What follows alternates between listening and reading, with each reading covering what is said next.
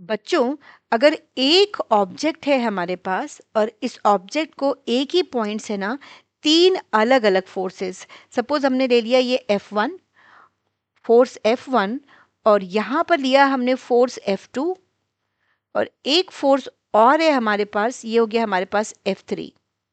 ठीक है, और ये पॉइंट हम ले रहे हैं, जो पॉइंट है हमारा कॉमन पॉइंट जिसको बोलेंगे O। तो इस बॉक्स के पास तीन फोर्सेस हैं, F1, F2, F3, राइट।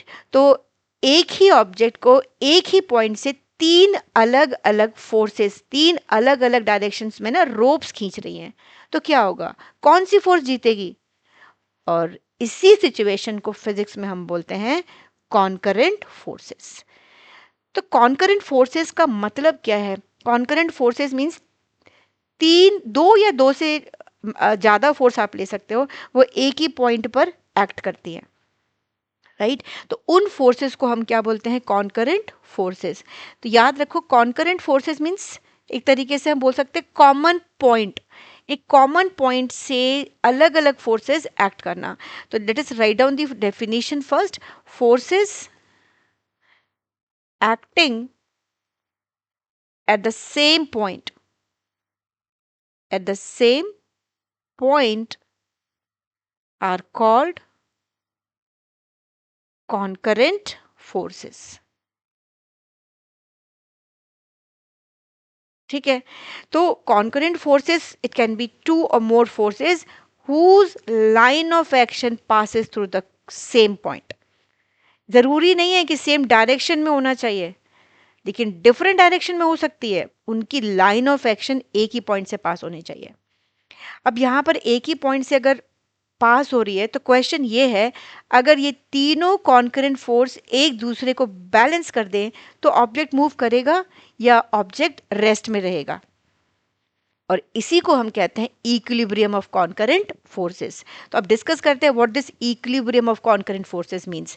तो हम यहाँ पर लेके चल रहे हैं, सपोज हमारे पास तीन फोर्सेस हो गए, F1, F2, F3। अब F1 और F2 को अगर हम रिजल्टेंट निकालते हैं, हमने पढ़ा हुआ है पैरेललोग्राम लॉ ऑफ वेक्टर से, तो अगर मैं इस पैरेललोग्राम को कंप्लीट करती हूँ, तो this is the common point which is passing through this F1 and F2। अगर F1 F2 are representing the two adjacent sides of a parallelogram, तो ये हमारा डायगोनल हो जाएगा, जो हमें क्या देगा? रिजल्टेंट देगा। तो मैं यहाँ पर लिख सकती हूँ this is F1 plus F2, force F1 plus F2, right. याद है ना हमको? ये हम ऐसे बना सकते हैं, ये हमारा F1 हो गया, हमने वेक्टर्स में पढ़ा हुआ है, this is F1, this side will represent F1, this is F2, right, F2 vector, ये हमारा ये वाला F2 हो गया। तो अगर हम ये देखते हैं, third side will give you the resultant, right. तो अगर मैं ये कंप्लीट कर रही हूँ, तो यहाँ से क्या होगा? ये F3 होगा, यही बोलेंगे हम। तो इस फिगर को अगर मैं देखूंगी तो क्या होगा? F1 plus F2 plus F3, vector F1 plus vector F2 plus vector F3, this will be 0। ये मालूम है? ओके, तो यहाँ पर हम अगर these three are representing the three sides of a triangle taken in the same order. ठीक है, तो अगर थर्ड फोर्स की मैं बात करती हूँ, इस फिगर पे आ जाते हैं, इस थर्ड फोर्स की बात करती हूँ F3 की, it is acting on the body such that F3, यहाँ से अगर हम देखेंगे तो F3 क्या हो जाएगा हमारा? F3 is minus of F1 plus F2। Minus क्यों आया ये? क्योंकि डायरेक्शंस ऑपोजिट हो गई इस वाले फिगर में। अगर हम थर्ड फोर्स F3 को लेके चल रहे हैं, F3 हमारा minus of F1 plus F2 हो जाता है, then the body will be in equilibrium. क्या बोलेंगे यहाँ पर हम? बॉडी को इक्विलिब्रियम में। तो हम इसको ऐसे लिख सकते हैं, F3 is minus of F1 plus F2, और we can say that F1 plus F2 plus F3 is 0। ठीक है, तो these three forces in equilibrium can be represented by the three sides of the triangle taken in the same order। तो what is the condition of equilibrium? the condition क्या होगी हमारी equilibrium की? so we can write the condition of equilibrium is, the condition of equilibrium किसकी equilibrium की बात कर रहे हैं हम? concurrent forces के लिए। of concurrent forces. Concurrent forces means number of forces acting at the same point. Okay तो नंबर ऑफ फोर्सेस हम बात कर रहे हैं जिसको हम कॉन्करेंट फोर्सेस ले रहे हैं. The condition of equilibrium of concurrent forces is the vector sum is the vector sum of all the forces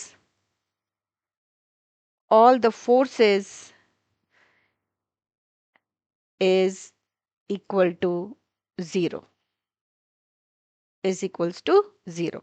और इसी को हम क्या बोलते हैं, इक्विलिब्रियम कंडीशन. ये याद रखना है हमको. So F1 plus F2 plus F3 is 0.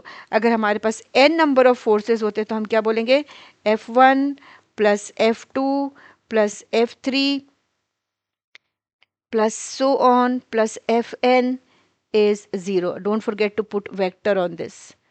ठीक है, और यही हमारा होता है equilibrium of concurrent forces. I hope the concept is clear to everyone. और ये ध्यान रखना है जब भी हम कॉन्करेंट फोर्सेस की बात करेंगे तो कॉन्करेंट फोर्सेस में उनकी लाइन ऑफ एक्शन एक ही पॉइंट से पास होना चाहिए.